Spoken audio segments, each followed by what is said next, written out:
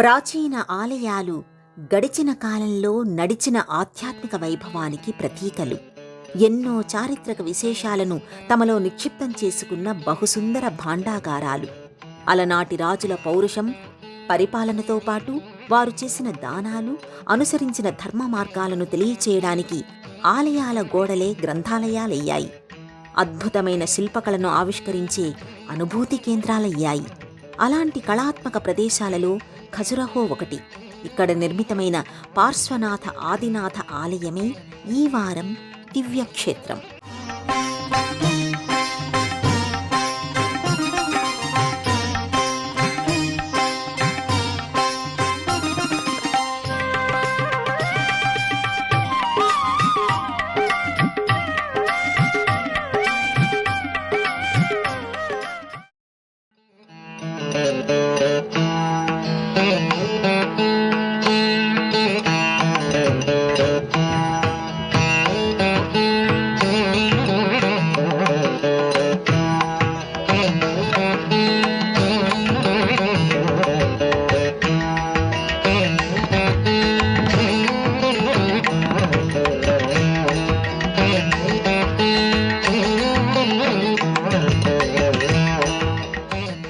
ఖజురహో మధ్యప్రదేశ్ ఛత్రపూర్ జిల్లా పరిధిలోని ఆలయాల నగరం.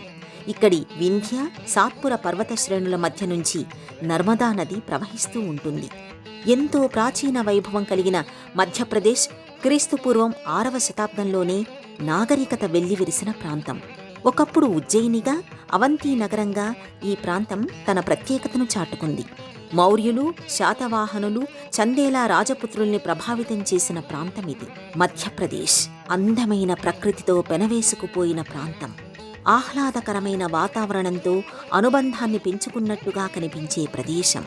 అలాంటి ఈ ప్రాంతంలో మిగతా ప్రాచీనమైన నిర్మాణాలన్నీ ఒక ఎత్తు, అద్భుతంగా కనువిందు చేసే ఖజురహో నిర్మాణం మరో ఎత్తు. తేనె నుంచి తీపిని, జాబిలి నుంచి వెన్నెలను ఎలా వేరు చెయ్యలేమో, అలాగే ఖజురహో నుంచి కళాత్మక సృష్టిని విడదీసి చెప్పలేం, వేరు చేసి చూడలేం.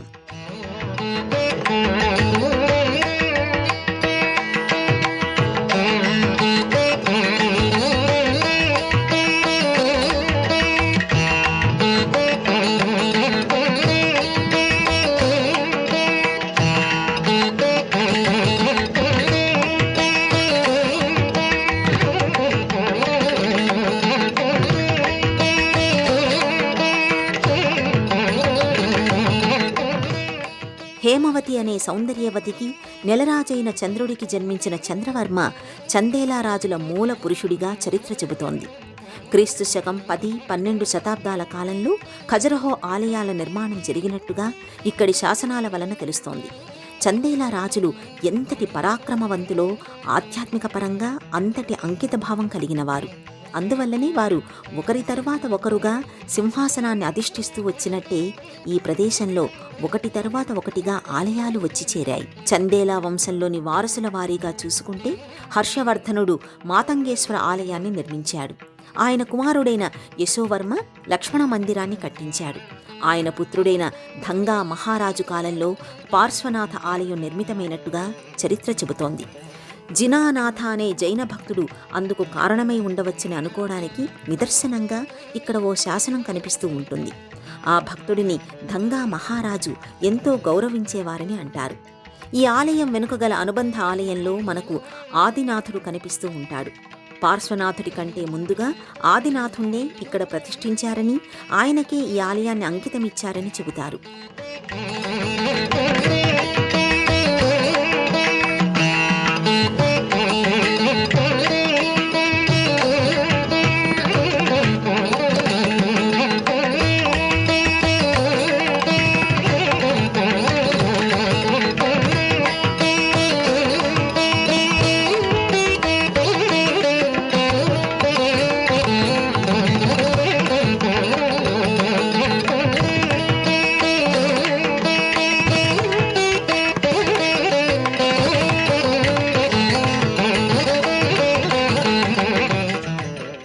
పార్శ్వనాథుడు జైన మతానికి చెందిన 23వ తీర్థంకరుడు.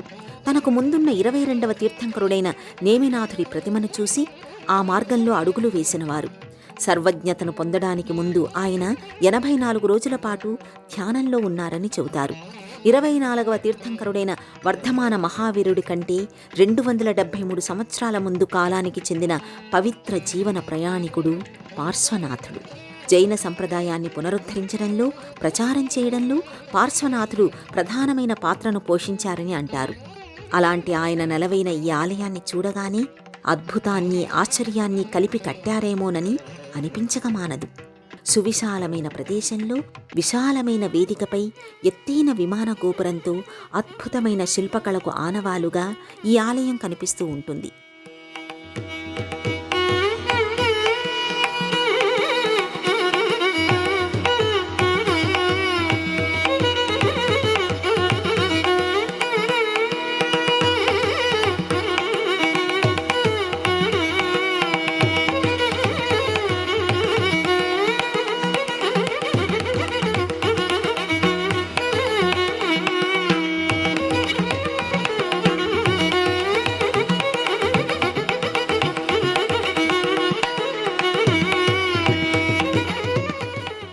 పార్శ్వనాథ ఆలయ నిర్మాణ శైలి చాలా విలక్షణంగా కనిపిస్తూ ఉంటుంది.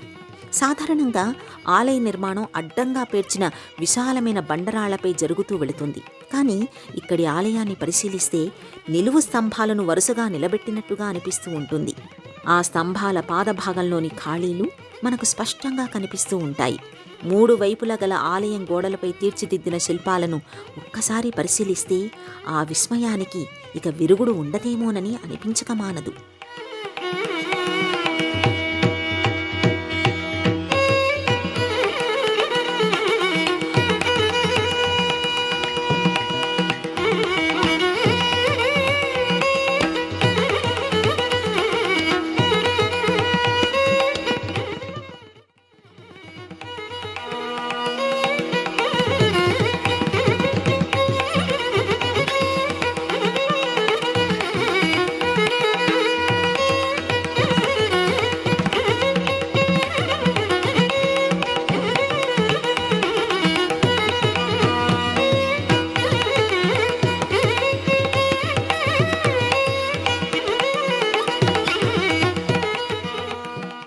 ఖజురహోలోని చాలా ఆలయాలకు చుట్టూ బాల్కనీల ఏర్పాటు కనిపిస్తుంది.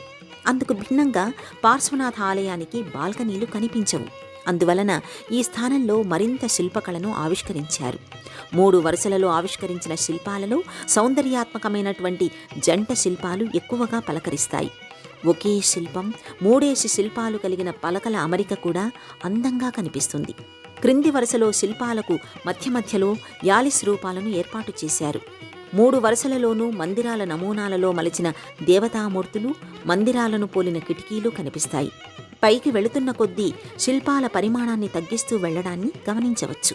వెలుపలి గోడలపై లక్ష్మీనారాయణులు, సీతారాములు, రేవతి బలరాములు, పరశురాముడు, హనుమంతుడు, బ్రహ్మదేవుడు వంటి హిందూ దేవతామూర్తులతో పాటు సురసుందరి శిల్పాలు, ఎగిరే జంటల ప్రతిమలు, సంగీత నృత్యకారులకు సంబంధించిన శిల్ప చిత్రాలు, ఖగోళ జీవుల రూపాలు, ఏనుగులు, సింహాలు, చిలుకలు మలచబడి ఉండడం మనం చూడొచ్చు.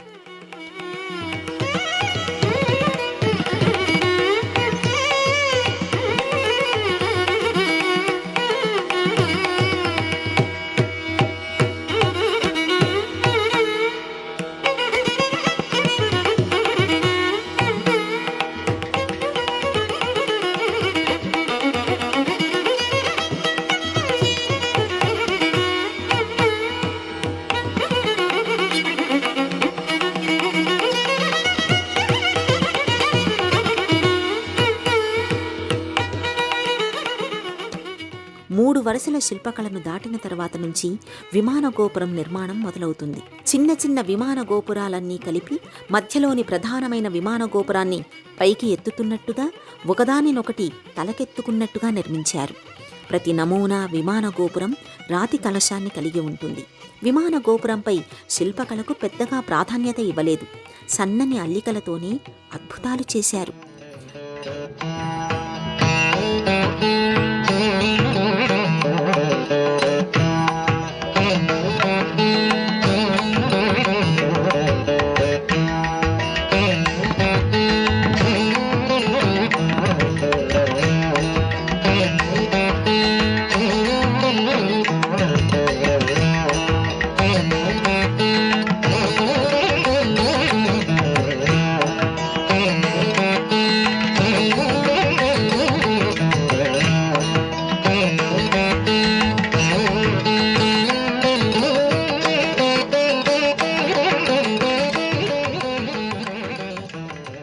ముఖమంటపం, మధ్యమంటపం, గర్భాలయంగా ఈ ఆలయాన్ని నిర్మించారు. ఆలయం వెలుపల చుట్టూ ఉన్న గోడలు మంత్రముగ్ధులను చేస్తే, ఆలయం లోపలి పైకప్పులో చేసిన విన్యాసాలు సమ్మోహితుల్ని చేస్తాయి. గర్భాలయ ముఖద్వారానికి చుట్టూ ఉన్న శిల్పకళ అక్కడే అలా నించుండిపోయేలా చేస్తుంది. వందల ఏళ్ల క్రితం రాతి గోడలను చరిత్రలోని పేజీలుగా మారుస్తూ రాళ్లకు దైవత్వాన్ని తెచ్చిన శిల్పకారులను అభినందించకుండా ఉండడం అసాధ్యమే.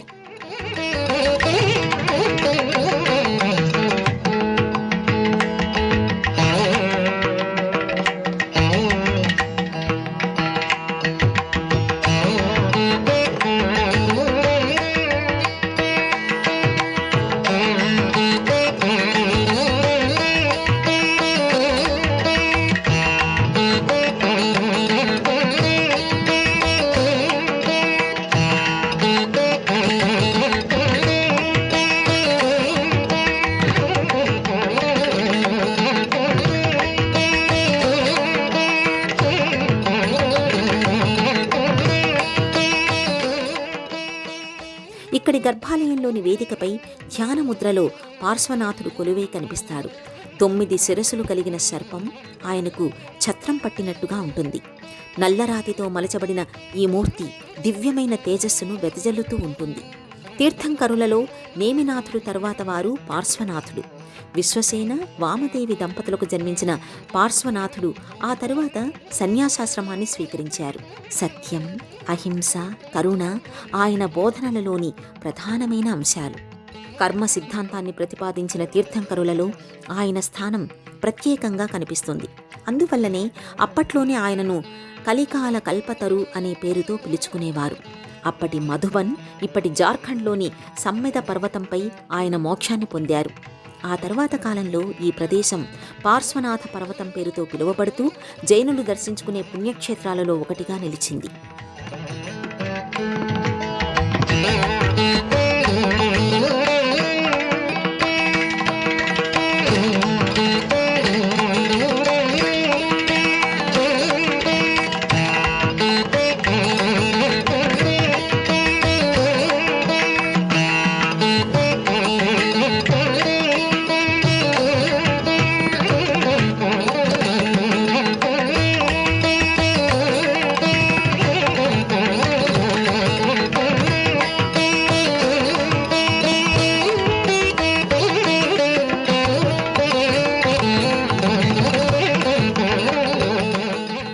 పార్శ్వనాథ ఆలయాన్ని ఒకసారి పరిశీలనగా చూస్తే ఆయన ఆధ్యాత్మిక ప్రయాణానికి సంబంధించిన ముఖ్యమైన ఘట్టాలు, అందుకు సంబంధించిన శిల్పాలు ఇక్కడ కనిపిస్తాయి. అలాగే జైనమత విశ్వాసాలకు సంబంధించిన శిల్ప చిత్రాలను మనం గమనించవచ్చు. ఆయా తీర్థంకరులకు సంబంధించిన జయంత్యుత్సవాలను ఇక్కడ నిర్వహిస్తూ ఉంటారు. ఆ సమయంలో వివిధ ప్రాంతాలకు చెందిన జైనులు ఈ ప్రదేశానికి చేరుకుంటూ ఉంటారు.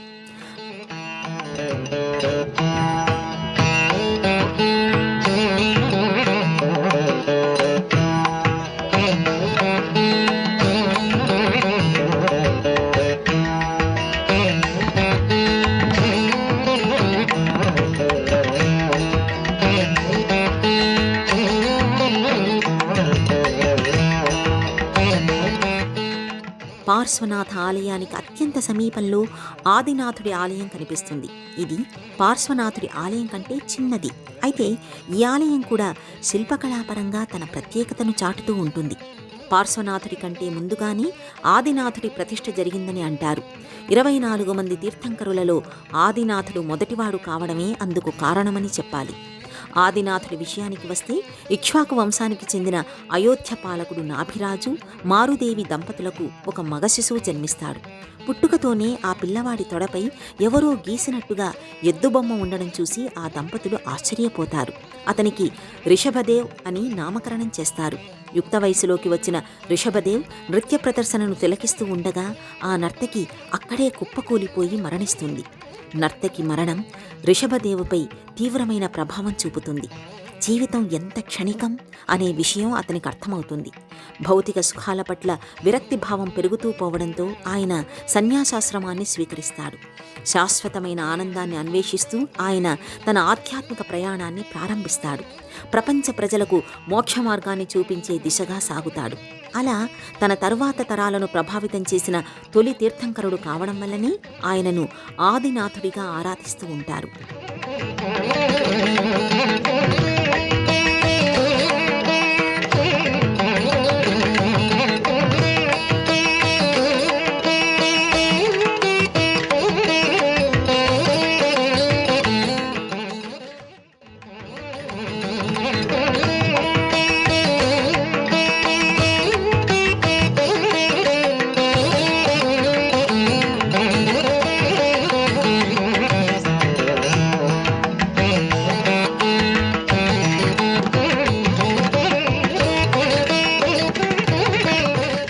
పార్శ్వనాథుడి ఆలయం కంటే ఆదినాథుడి ఆలయం చిన్నదిగా కనిపిస్తుంది.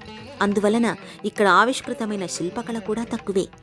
విమాన గోపురం క్రింది భాగంలో శిల్పరాశి, పైభాగంలో నగిషీలు కనిపిస్తాయి.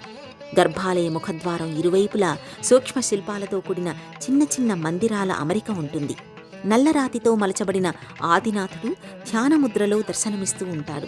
ఆదినాథుడి ఆలయ నిర్మాణ శైలి అక్కడక్కడా ఆవిష్కృతమైన దేవతా శిల్పాలు, యక్షులు, విద్యాధర శిల్పాలు చూస్తే ఇది ఇక్కడి వామన దేవాలయాన్ని పోలి ఉంటుంది. 1050-1075 మధ్యకాలంలో హిందూ దేవాలయంగా వామన దేవాలయం నిర్మించారు. ఆ తర్వాత కాలంలో ఆదినాథుడి ఆలయాన్ని నిర్మించి ఉంటారనే ఒక అభిప్రాయం ఉంది.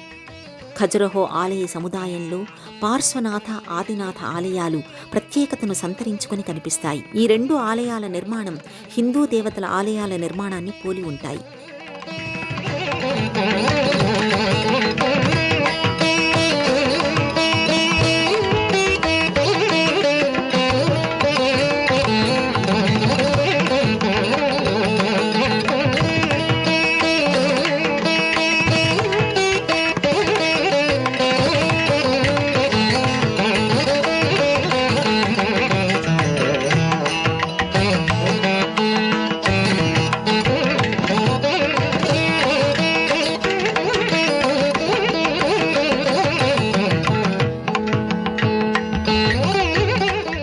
గర్భాలయంలో జైన తీర్థంకరులు మూలమూర్తులుగా ఉంటే ఆలయంలోని అన్ని వైపులా హిందూ దేవతా సంబంధమైన శిల్పాలు దర్శనమిస్తూ ఉంటాయి. ఇదే ఇక్కడికి వచ్చిన వారికి ఆశ్చర్యాన్ని కలిగిస్తూ ఉంటుంది. ప్రాచీనమైన హిందూ దేవాలయాలపై అనేక మార్లు మతపరమైన దాడులు జరుగుతూ వచ్చాయి. ఆ దాడులలో గర్భాలయ మూలమూర్తులు పూర్తిగా దెబ్బతిన్న సందర్భాలు ఉన్నాయి.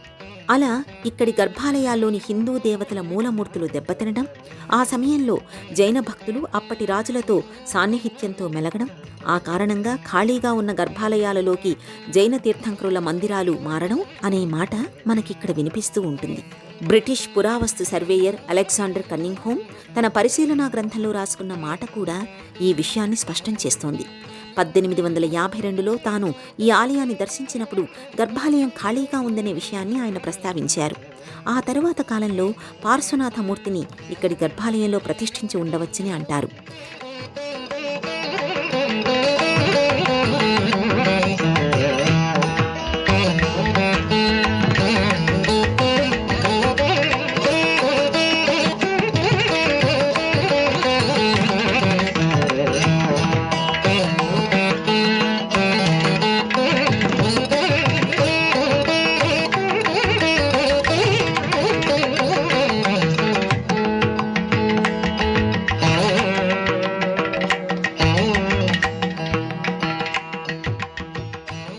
జిన అంటే విజేత అనే అర్థం ఉంది. జిన అనే పదం నుంచే జైనం వచ్చిందని అంటారు. జైన తీర్థంకరులు 24 మంది. వారిలో మొదటివారు రిషభనాథుడు. ఆయన గురించిన ప్రస్తావన మనకు ఋగ్వేదంలో కనిపిస్తుంది. ఆయనే ఆ తర్వాత కాలంలో ఆదినాథుడిగా పిలువబడ్డాడు. ఇక 23వ తీర్థంకరుడు పార్శ్వనాథుడైతే 24వ తీర్థంకరుడు మహావీరుడు. ఇక్కడ ఆదినాథుడు, పార్శ్వనాథుడు భక్తులకు దర్శనమిస్తూ ఉంటారు.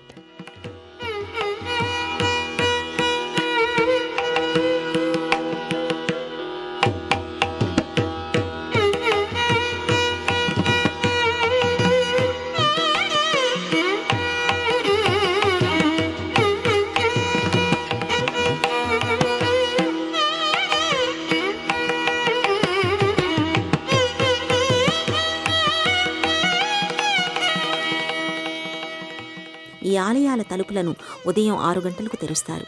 సాయంత్రం 6:30 వరకు దర్శనానికి అనుమతిస్తారు. అనునిత్యం ఈ ఆలయాలను సందర్శించే పర్యాటకుల సంఖ్య కూడా ఎక్కువగానే ఉంటుంది.